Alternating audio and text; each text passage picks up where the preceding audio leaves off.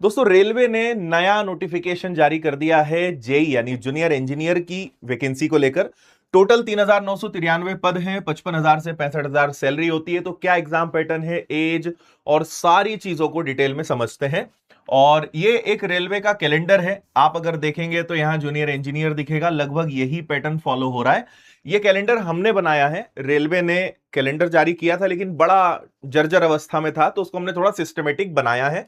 और आप देखेंगे तो लगभग यही पैटर्न फॉलो हो रहा है। अब इसके बाद पैरामेडिकल और उसके बाद एनटीपीसी की आपकी बारी आने वाली है।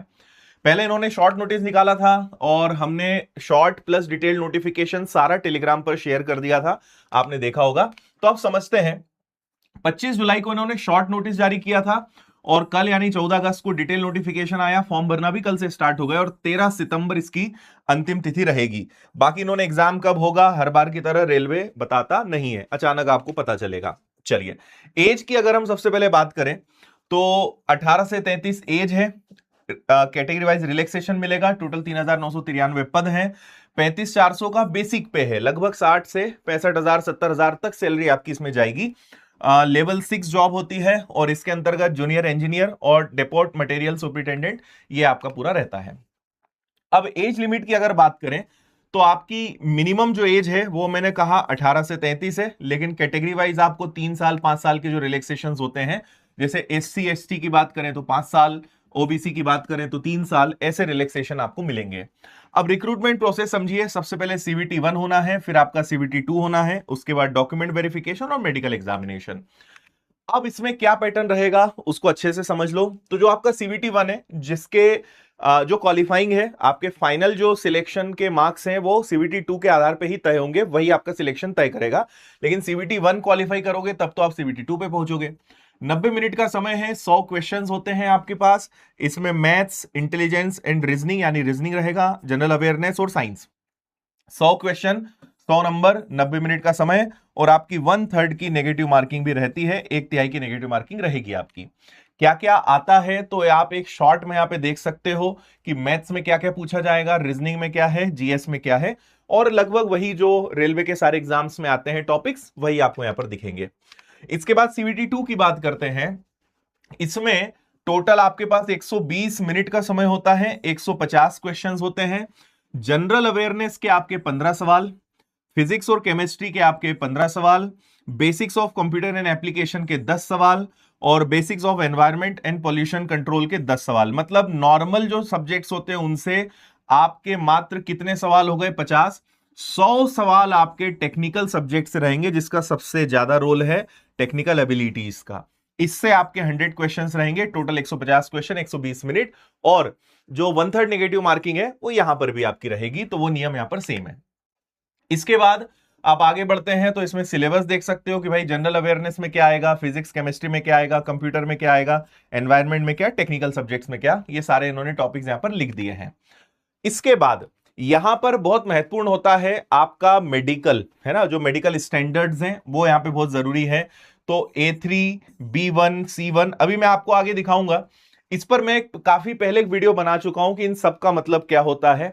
हालांकि इन सब में सबसे महत्वपूर्ण आपका विजन ही रहता है कि भाई चश्मा अलाउ है नहीं है, कितने पावर तक है, ये सब यहां पे पूरा लिखा हुआ है। तो आपको इसको देखना पड़ेगा कि डिस्टेंस विजन है, नियर विजन है, कलर विजन, ब्लाइंडनेस जो होती है कलर ब्लाइंडनेस, वो सब क्राइटेरियाज हैं। अब फॉर्म भरने का रूल वही है, 500 रुपए, 250 रुपए कैटेगरी वाइज यहां पे रहेगा। अब इंपॉर्टेंट इंस्ट्रक्शंस में आप ध्यान से चीजें समझना, है ना। पोस्ट पैरामीटर्स को हम देखते हैं, ये तो खैर नॉर्मल चीजें हैं, इसको भी हम छोड़ रहे हैं। पैरामीटर्स पे आते हैं, इसमें यहां आपको क्वालिफिकेशन और बाकी चीजें पता चलेगी। तो देखो, जैसे अगर मैं बात करता हूं जूनियर इंजीनियर डिजाइन और इलेक्ट्रिकल की, है ना, तो डिपार्टमेंट हो जाएगा आपका इलेक्ट्रिकल।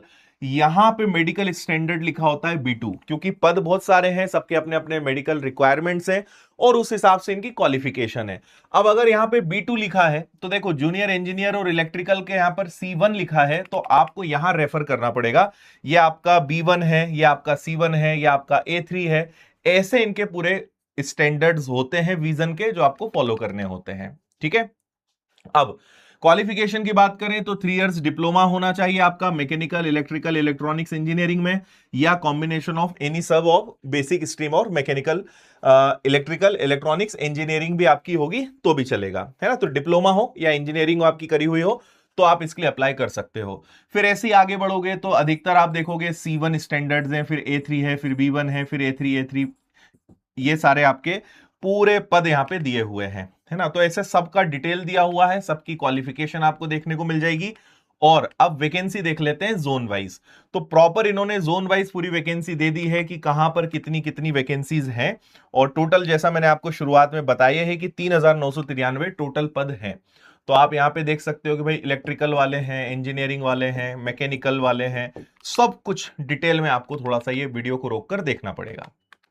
तो ऐसे जैसे ये भुवनेश्वर है, उसके पहले आपका ये बेंगलोर है, उसके पहले ये अहमदाबाद है, तो ऐसे सारे जोन का आपको देखने को मिलेगा। टोटल 3,993 पद।